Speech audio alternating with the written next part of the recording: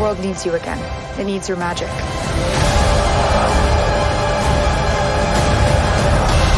Hi, Tony. Hi, Ellie. I'm Magda from Cinéfilos Argentina, and I'm thrilled to meet you both. How are you? Likewise. We're good. We're good. How are you?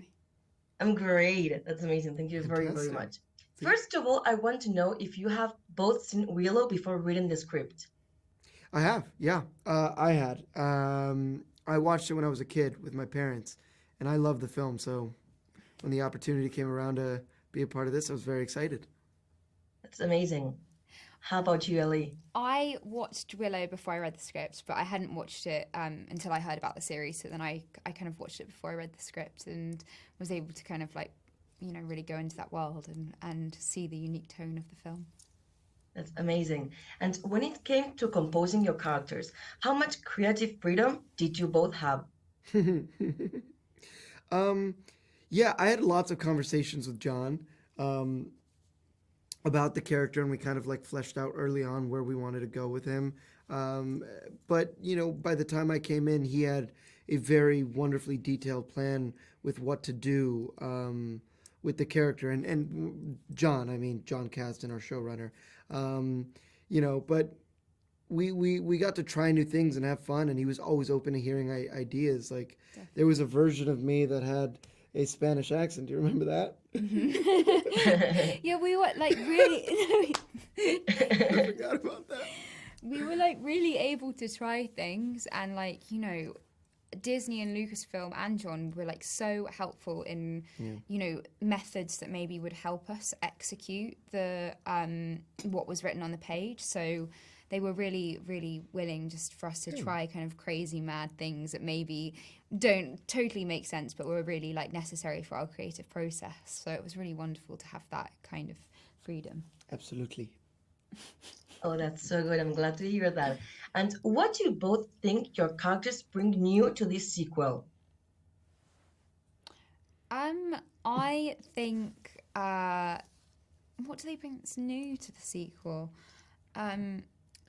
I think Graydon brings a lot of history. He's a very studious guy, and he's very book smart. So he knows a lot about the world around. He knows a lot of kind of history, and he's able to kind of bring that into the series. So it fleshes out the world a little bit, as well as, you know, kind of bringing out a character that has dark secrets and kind of giving you that sense of forebodingness is something that he brings to the things. And as for what he brings to the group, I'd like to think he's like a little bit of a glue between everyone. That's good. I like that. I'm glad you do. I think Dove is like a little bit of a weirdo. Like, she's super like quirky and strange, but also in the most wonderful. When I say weirdo, like, I think that that's the best compliment ever. Totally. And pardon? Am I a weirdo? Yeah, you're a weirdo. Ah, yeah.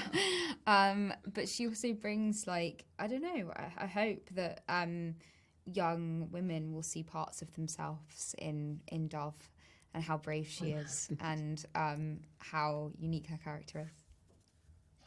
That's amazing. And Tony, how would you describe Ellie's character and the other way around? Oh, I love this. Wow. Well, Dove is tenacious. She doesn't give up, and she's extremely determined.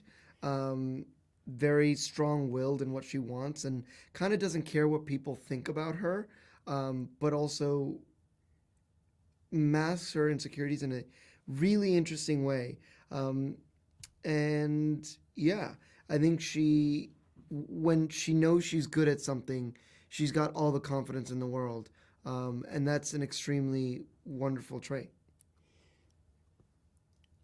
I like that. I'm going to use some of that. Please. I really like that. Thank you. I think Graydon is super intelligent, very smart, but also incredibly caring, and like kind of understands the characters around him and how they tick, and also understands when they kind of need love and support and helping with their insecurities. So I think that he's very kind of intuitive in that sense. Like, he can really sense when people need help and care. And I also just think that he's a weirdo. He's a weirdo as well. Like, he is a weirdo. He'll just pop up out of nowhere and you're like, oh God, this guy, there he is. But he's obviously like kind of like haunted by some stuff that to do with his past. But yeah, I think he's a really loving guy and just like super supportive. Like, It's really sweet of you to say about me. So supportive. Thank you, Ellie. No worries. Oh, I love those answers.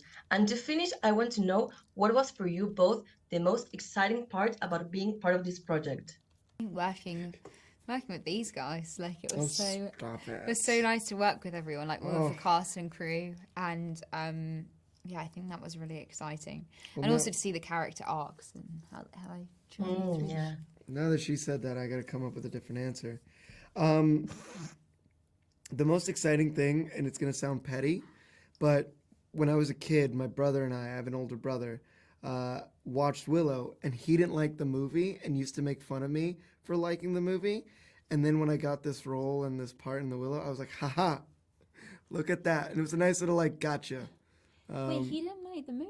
He didn't. There was, like, an age, and everyone talks about it, where if you weren't under a certain age, Willow, like, didn't feel fun to you.